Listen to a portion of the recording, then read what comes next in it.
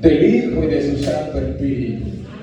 Y dice así: aconteció después de estas cosas que probó Dios a Abraham y le dijo a Abraham, y él respondió: heme aquí.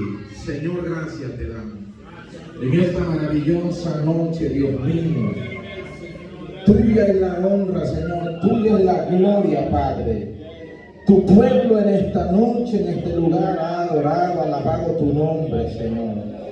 Y todos a una sola, Dios mío, en ese mismo sentir, hemos estado en esta casa, Señor, nos hemos reunido, Señor, con el propósito de ser bendecidos por una palabra, Dios.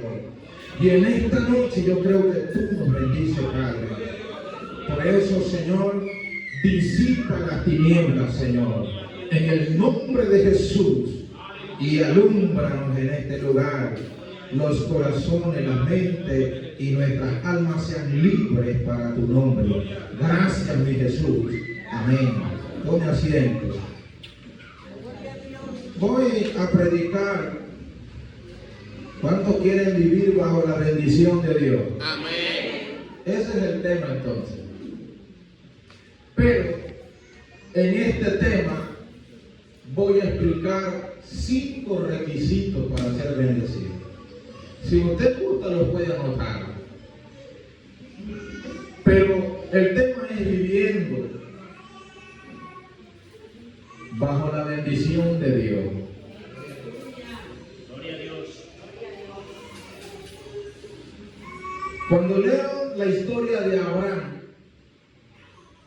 nosotros nos encontramos en el capítulo 12 de Génesis, el llamado que Dios le hace a Abraham. ¿Cómo Abraham obedeció la voz de Dios? ¿Cómo Abraham se metió en el camino y se alineó a la palabra?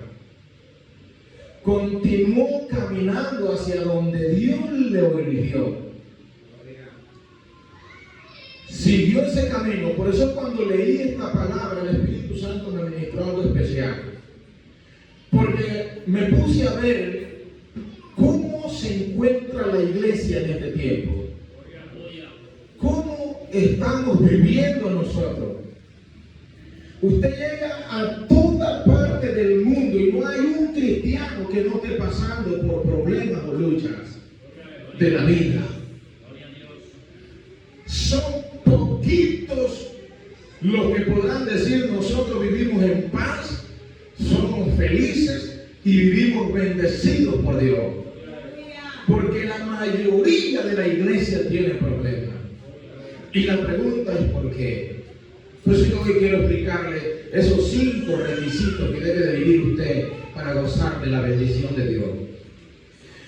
Y cuando uno ve profundamente la iglesia, lo primero que ve son rostros tristes, otros amargados.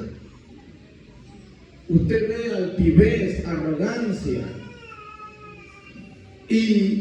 Y uno dice: Dios mío, uno lo que espera ver son rostros de ángel. Porque en la iglesia nosotros somos la imagen de Dios. Así le dice la palabra, nosotros somos la imagen del Dios de los cielos. O sea que cuando yo veo a la hermana, ¿cómo se llama? Ulsa. Dulce. Dulce, mire, hasta el nombre es Dulce. Debería tener esa cara dulce. Mira, hermana, cuando nosotros miramos a la hermana Dulce, Gloria. nosotros no vemos a Dulce, vemos a Dios en ella. Es así que debemos verlo al hermano. Yo no veo a la pastora, yo no veo a Dios en ella. Creo en esa palabra por las sagradas escrituras. Dice que Emmanuel significa Dios Con nosotros. y hablamos de Jesús. Cuando Jesús está en su corazón, es que Dios está con usted. Por eso que el Señor dijo: vosotros sois la luz del mundo. Nosotros tenemos a Cristo. ¿Y quién es la luz del mundo? Cristo. Él dijo que Él era la luz vino a este mundo y estuvo en el mundo, pero en los hombres amaron más las tinieblas que la luz. Entonces, cuando nosotros vemos una iglesia así, no hay empleo. Usted sabe que a veces estamos buscando empleo y Lávalo.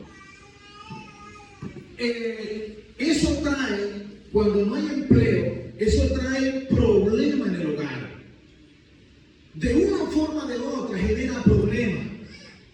Porque ¿quién está contento cuando no hay que comer? Nadie. Nadie está alegre cuando no hay que comer, hermano. Por eso viene el afán, viene la ansiedad de hacer muchas veces cosas que a Dios no le agradan. Y la iglesia está pasando por estos problemas. Hay necesidad. No hay empleo. No tenemos una casa propia. Vivimos arrendando. Y cuando no hay para arriendo, eso es una preocupación, hermano. Porque usted que sabe que esa casa no es suya, en cualquier momento le puede decir a ella, mi casa, ¿usted para dónde va? Entonces es complicado y eso nos trae aflicción a nuestras vidas y no nos deja ser felices. No podemos vivir una vida feliz. Entonces por eso es que hoy quiero darle 5 requisitos para que usted pueda disfrutar del Evangelio. ¿Sabe qué es el Evangelio? El Evangelio es aquello que resuelve el problema que nadie en este mundo se lo pudo resolver. Ese es el Evangelio. El Evangelio es alivio. Cuando el Evangelio llega a nuestros corazones nos trae alivio. Por eso que ustedes ven que cuando hablamos de Noé, la palabra de Noé es alivio. Porque era una tierra devastada del pecado, del problema, habían tantas cosas. Y dice la palabra que le dolió a Dios en su corazón de ver la maldad del hombre. Y Dios quiso traer alivio a su familia. Lo escogió a él para traer alivio a la tierra. El Evangelio es alivio para nuestras vidas. La pregunta es, ¿hemos logrado tener alivios en nuestras vidas? ¿Hemos logrado la felicidad? Y entonces cuando nos encontramos así decimos no. Seguimos teniendo batallas y luchas. Punto número 1. Todos nosotros primero tenemos que ser llamados por Dios. Sí. ¿A cuánto Dios lo llamó? Punto número 1, usted debe de ser llamado por Dios. Pero toda aquella persona que Dios la llama, Dios le da directrices. Y es ahí donde está el problema. Que muchas veces somos llamados, pero no queremos obedecer las órdenes del Señor. Si Dios me llamó, pero cuando Dios le dice, anda esto, no lo queremos hacer. Somos llamados por el Señor, pero cuando se establecen los ayunos en la iglesia, no venimos. Somos llamados, pero cuando se dice vamos a vigilar, no venimos a la vigilia.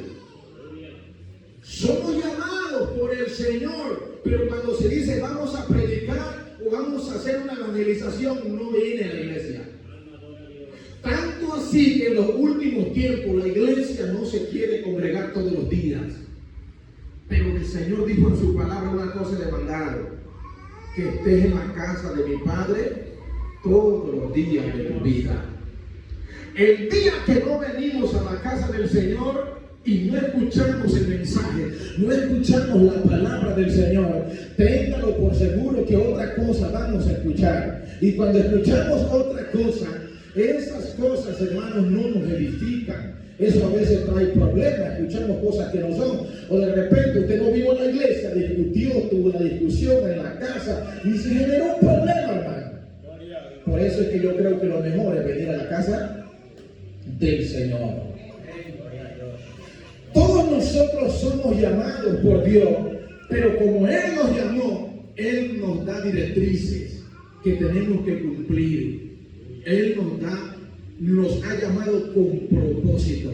Dios llamó a Abraham, pero le dijo el Señor que lo sacó de su tierra y lo mandó a otra tierra. Y Abraham tuvo que obedecer a Dios. El asunto de nosotros es que no queremos obedecer después que hemos sido llamados. Eso es amén. Gloria a Dios. Punto número 2. Si somos llamados, tenemos que ser salvos. Claro. ¿Y qué es ser salvo? ¿Cuántos son salvos acá? Fueron pocos. Mire, usted y yo somos salvos por la gracia del Señor Jesucristo. Jesucristo somos salvos. La salvación no se compra, la salvación es gratis. Lo que sí corre es peligro si usted no ama, no obedece y no cumple con Dios. Usted puede salirse del barco, hermano. Usted puede ser borrado de ese libro. Algunos dicen que no, que pueden pecar y pueden hacer de todo y viven y están felices. Oh. Pero la Biblia no nos enseña eso a nosotros. Escucha mucho cuando La Biblia nos enseña que nosotros somos salvos. Ahora, ¿el Señor nos salvó de qué? De la idolatría, nos salvó del alcohol, nos salvó de la muerte, nos salvó del pecado, nos salvó de la mentira y nos salvó de las garras del diablo donde estábamos cautivos. Somos salvos por la gracia del Señor Jesús. Ya vamos con 2 puntos. Somos llamados y punto número 2, somos salvos. Somos salvos por su gracia. Y número 3, nosotros somos sanos por el Señor. Amén. ¿Cuántos son sanos? Amén. Ahora escúcheme esto. Y cuando le hablo de la sanidad, yo no le estoy hablando de una sanidad física. Le voy a hablar de una sanidad espiritual. Mire, usted puede venir aquí a la casa del Señor y usted puede ser gordito, puede ser flaco, puede ser medio, como sea, y se lo ve bonito a su apariencia. Pero usted puede tener una lengua larga, usted puede ser mentiroso, usted puede ser un adúltero, usted puede ser un fornicario, y usted no ha sido sano por el Señor. Usted no ha recibido una sanidad interior en su vida. Usted tiene que haber sido sano por dentro. Usted ya no es el hombre del ayer. La Biblia dice que el hombre viejo tiene que morir. El hombre viejo es el hombre viejo, el que está viciado en el pecado. La Biblia enseña claramente que el hombre que está viciado en el pecado adultera, fornica, miente, codicia, roba, hace de todo porque él está viciado en el pecado. Usted tiene que ser sano por el Señor Jesucristo. Su alma tiene que haber sido libre por el poder del Espíritu Santo.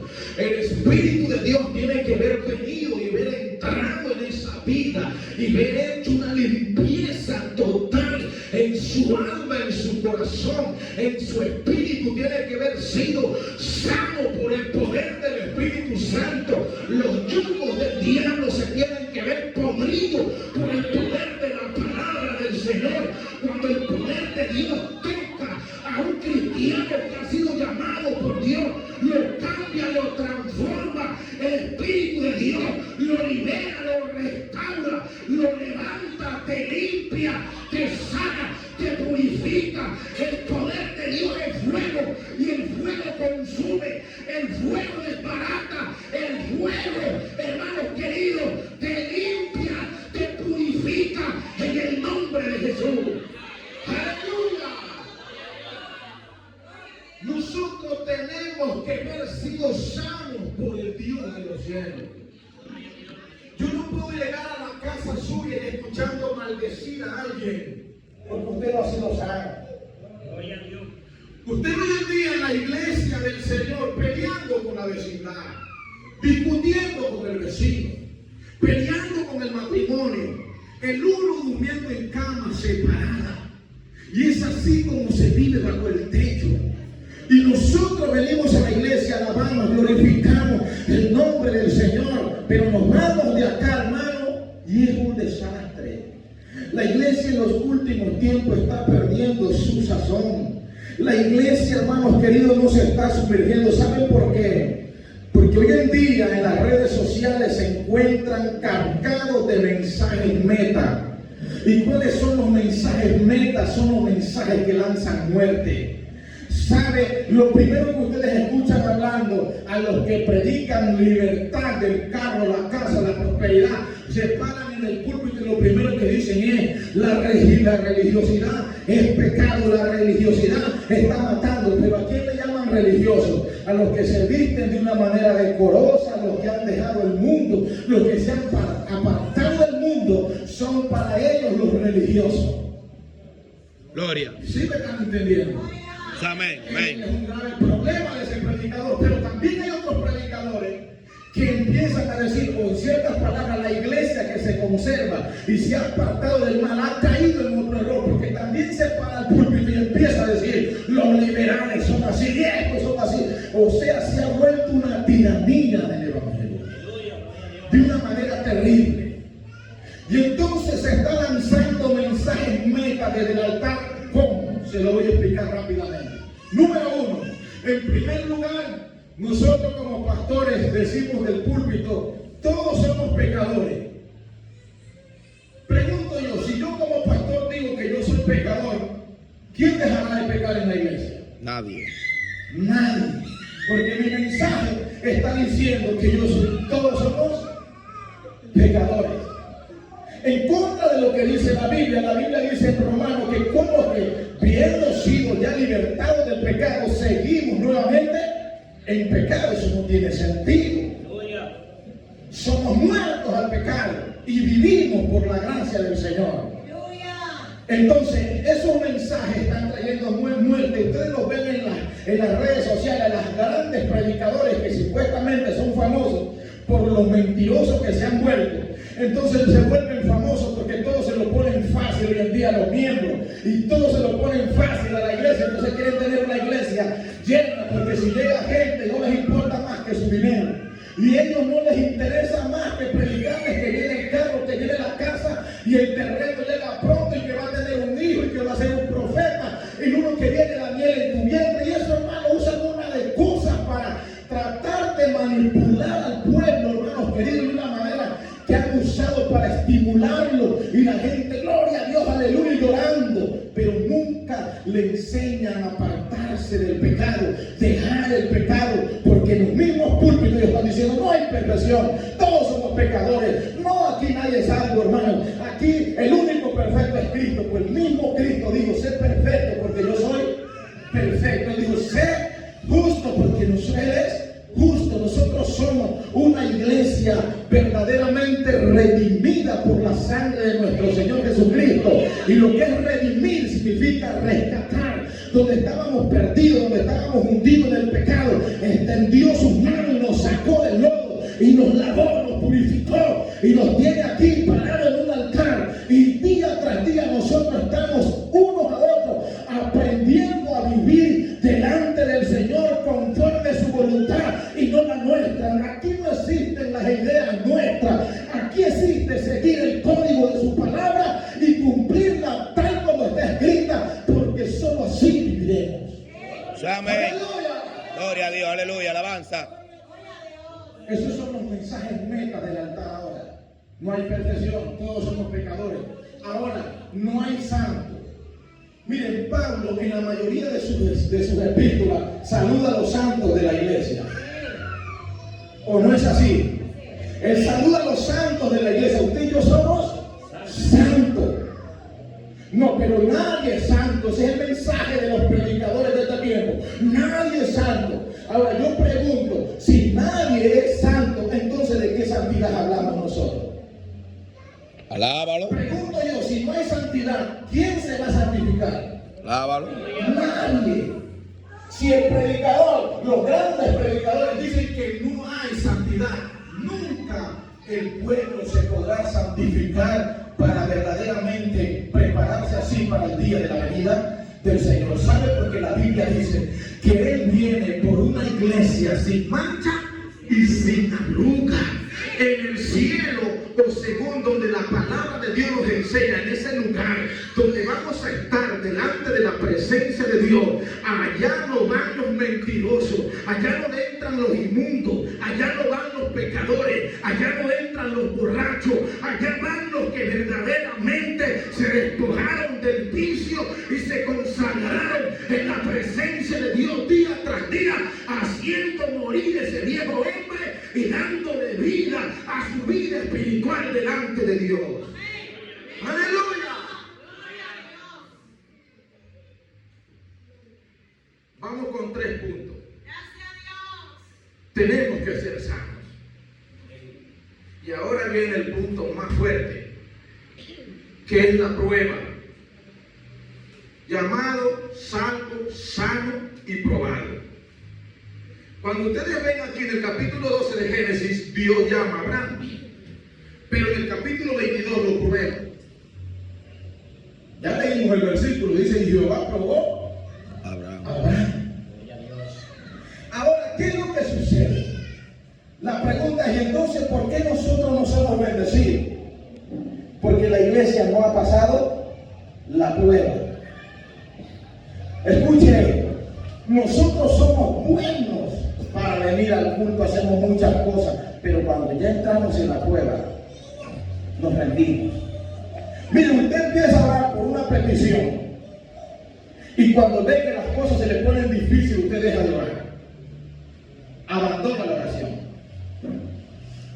Pregunto yo, ¿llegará eso algún día? Lo que estaba pidiendo, si usted aprobó, dejó de orar, dejó de buscar del Señor. ¿Saben por qué la Biblia dice que Israel se quedó en el desierto? Pero ¿para qué fue llevado al desierto Israel? Porque en realidad es que el lugar donde ellos iban no es que era tan lejos para llegar. Pero se tuvieron que pasar 40 años en el desierto. ¿Por qué creen? Porque el capítulo 8 de Deuteronomio dice que ellos fueron llevados para ser probados por Dios, para ver qué había en sus corazones. Entonces Dios empezó a probarlo.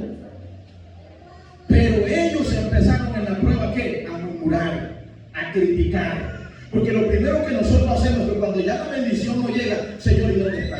¿Por qué me está pasando esto? Cuando entramos en la prueba, Señor, ¿por qué me viene esto? ¿Por qué me está sucediendo esto? Si yo te amo a ti, yo vengo a orar, yo vengo a vigilar, yo ayuno aquí en la iglesia. ¿Y por qué pasa esta prueba? ¿Por qué viene mi trabajo? Me botaron del trabajo. Y vienen las luchas, hermano. Y tú crees que ya Dios no está contigo. Y eso es lo que pasaba con Israel. Cuando ya veían que las cosas estaban un poquito difíciles en el desierto, llegaron donde Moisés, les decía, Moisés, ¿qué está pasando? ¿Por qué nos sacaste de aquí? ¿Dónde estábamos? Miren lo que nos está pasando, miren lo que nos está sucediendo. El pueblo creía que ya Dios los había abandonado, que Dios no estaba con ellos. Pero ¿sabe qué es lo que pasa, hermano? Que nosotros no resolvemos problemas cuando empezamos a acusar al líder. Cuando nosotros empezamos a murmurar contra el líder, nosotros no resolvemos problemas. Nosotros lo que estamos haciendo es agravando más nuestro problema con Dios, hermano. Estamos agravando el problema, porque eso que ellos se ponían a murmurar tuvieron problemas con el Señor. La Biblia dice que dieron vuelta en el desierto, hermano, hasta que la mayoría, o sea, solo 2 quedaron, se murieron en el desierto. Se murieron en la prueba. Nunca disfrutaron de la bendición de Dios porque no pasaron la prueba. Pregunto yo, ¿cuántos han pasado aquí la prueba? Amén. ¿Cuántos creen que ya la pasaron? Porque si ustedes pasaron la prueba, ya deben de ser bendecidos por el Señor, porque cuando uno cruza el desierto, lo que le espera es la tierra de Canaán. La Biblia dice que cuando el pueblo se murieron todos esos viejos y se murió hasta Moisés, Dios lo puso verdaderamente al frente a Josué y le dijo, mijo, cruce el Jordán. Ahora, aún cuando ya llegó el tiempo, aún cuando tú pasaste la prueba como lo pasó Josué y Caleb, ahora ya no es que todo es maravilla. Cuando llegaron al frente del Jordán no sabían cómo cruzarlo. Y el Jordán era un obstáculo, era un problema que tenían que cruzar para poder disfrutar de la bendición de Dios. Y tuvieron ahí que verdaderamente adorar a Dios, hacer sacrificio hasta que Dios le diera la directriz de cómo iban a proceder y poder cruzar el río para poder llegar a la tierra que Dios les había prometido. Ahora, cuando ellos pasan la prueba y llegan a la tierra prometida, ¿qué había allá? La Biblia dice que había leche Miel. y miel. Era una tierra que fluía Fértil. allá. Fuego, candela, chispa, llama. Amén. Ahora, La iglesia, ¿por qué no disfruta de la bendición? ¿Usted cree que todo el tiempo nosotros vamos a vivir en la prueba? No. Toda la vida no vamos a vivir en la prueba. Nosotros tenemos que ser bendecidos por Dios y ser felices. Vivir feliz en esta vida, hermano. Aunque sea en medio de las circunstancias, porque el hecho de que usted sea cristiano y haya pasado la prueba no significa que no va a tener problemas. Van a venir dificultades, se van a presentar problemas difíciles, pero ¿sabe cuál es la situación aquí? Que tú ya no vas solo, Dios está contigo y va a poder hacer que tus problemas sean resueltos de la mejor manera. Y tú puedas descansar, tú puedas estar tranquilo y tú puedas seguir confiando que el Dios que te llamó nunca te va a desamparar. Que por muy difícil que sean las luchas en esta tierra y que por muy grande que sea la batalla que tengas que enfrentarla, tú tienes que saber que esto no se enfrenta acá en esta tierra con armas terrenales. Tú sabes que las armas de la iglesia es una arma espiritual y que esas armas espirituales no se consiguen allá afuera. Esas armas espirituales se consiguen en el altar de Dios, orando de rodillas y clamando delante de su presencia. Nosotros podemos ser bendecidos por Dios por medio de su poder. Dios nos dará la victoria. La Biblia nos enseña que grandes ejércitos se levantaron contra Josué, pero nunca pudieron vencerlo porque Dios estuvo con él y pelearon por él. Dios pelea por su pueblo. Dios siempre estará defendiéndote en medio de las batallas y en medio de los problemas. Tú saldrás victorioso. Tú saldrás victorioso en el nombre de Jesús. Alabado sea al Dios de los cielos. Bendito sea su nombre. Aleluya. Y esa es la victoria, iglesia. Por eso, asegúrese de haber sido llamado por Dios. Le voy a dar un ejemplo. Todos conocen la historia de Gedeón, pero Dios llamó a Gedeón y Dios le dio directrices a Gedeón y Dios le dio la victoria de su pueblo. Dios le dio la victoria de su pueblo. ¿Y sabe cómo empezó a sanar? Derribando las estatuas que su padre había construido y tantas cosas, y tantas maldades. Empezó, hermano, a sanear el pueblo, el territorio. Pero empezó actuando. Nosotros no podemos ser los mismos de ayer cuando ya Cristo está en nuestra vida. No, iglesia. A pesar de las luchas, tú debes de vivir feliz. Tú tienes una casa. Donde quieras que vivas, tú tienes un techo para vivir. Dios te ha dado una familia. Deberías decir agradecido, decir Señor, gracias. Hermano, aprenda a verdaderamente a convivir en su hogar y en su familia. Porque hay caracteres que son difíciles de entender, pero si están juntos por algo. Acérquese, hable, comparta. El diálogo es muy importante, hermano, para nosotros poder resolver nuestros problemas y poder disfrutar de un matrimonio feliz. Porque lo que el diablo apunta en este tiempo es la familia, es el hogar. Lo quiere desbaratar, lo quiere destruir de cualquier forma. Desde el comienzo de la creación, Satanás lo primero que quiso destruir fue la familia. Y eso lo sigue haciendo hasta el día de hoy. Y nosotros no estamos inocentes. Nosotros sabemos de qué forma opera Satanás. Sabemos de qué forma está atacando a la iglesia. Sabemos de qué forma está usando el enemigo para derribar a la iglesia, para desenfocar a la iglesia. Hoy en día, usted sale a la calle y usted ya no ve diferencia entre el cristiano y el mundano, porque todos parecen ser lo mismo.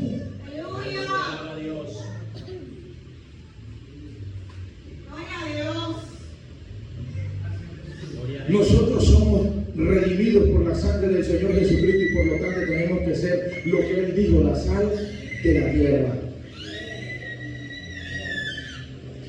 Cuando nosotros hayamos pasado por esos 5 requisitos, vamos a disfrutar de un hogar bendecido, una iglesia bendecida. Usted va a vivir un evangelio saludable. ¿Qué es vivir un evangelio saludable? Es que yo llego donde el hermano y el hermano es un hombre de Dios que todo lo que habla es del Señor, comparte las cosas del Señor, glorifica al Señor. El hombre siempre anda testificando del Señor. Verdaderamente en su vida no hay nada negativo. Lo viejo salió de su vida. Por lo tanto, su lenguaje es distinto, sus palabras son distintas. Cambió totalmente porque el Señor obró en ese corazón.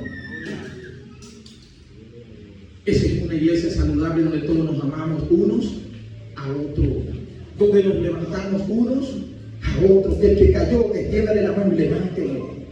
Es una iglesia saludable donde todos nos abrazamos, todos nos despedimos con amor, disfrutamos la bendición del Señor. Es muy difícil en esta tierra ser un cristiano y aborrecer a tu enemigo, cuando está escrito en su palabra que el Señor dijo: amarás a tu enemigo.